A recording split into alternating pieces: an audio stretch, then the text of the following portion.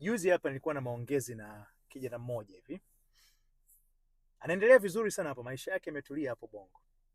Sasa katika mazungumzo tukawa tunazungumza, akasema bwana hapa yaani vitu vinafanyika tu havina hata mipango. Sasa nikamkumbusha. Alikuwa anazungumzia swala la barabara. Nikamkumbusha nikamwambia, unakumbuka mwaka fulani ulipata tenda ya kutengeneza barabara?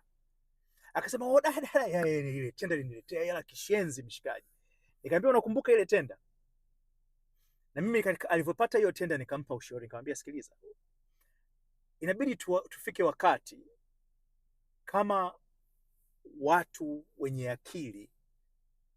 Nilisema hivyo, nimwambia lazima tufike wakati kama watu wenye akili. Tanzania tunajiita ni Bongo, ina maana ni watu wenye kutumia maarifa yetu kuleta maendeleo. Sasa nikamwambia, umepata hii tenda, ni kijana mdogo sana kipindi hicho alikuwa. Nikamwambia, kwa sababu umepata hii tenda, uonyeshe ubora wako, ili wengine nao wakajua kwamba sisi wa Tanzania tuna uwezo wa kufanya vitu, sio kwa sababu tunachomoa tunaiba, kwa sababu tunapenda maendeleo yetu. Akaniambia, wewe hujui bwana. Wewe mimi nikatumia la yote nikajenga hii barabara. Watu wale walinipa ile kazi, inabidi niwape hela. Na mimi mwenyewe lazima nipate hela kubwa sana hapa. Sasa nikitumia la yote kwenye barabara itakuwaje? Sasa kwa hiyo akatoa hela kwa wale waliompa kazi. Kama inavyojulikana ni ndio maisha ya Tanzania. Na akajenga barabara ambayo haina umarudufu au quality sawasawa na ilivyotegemewa.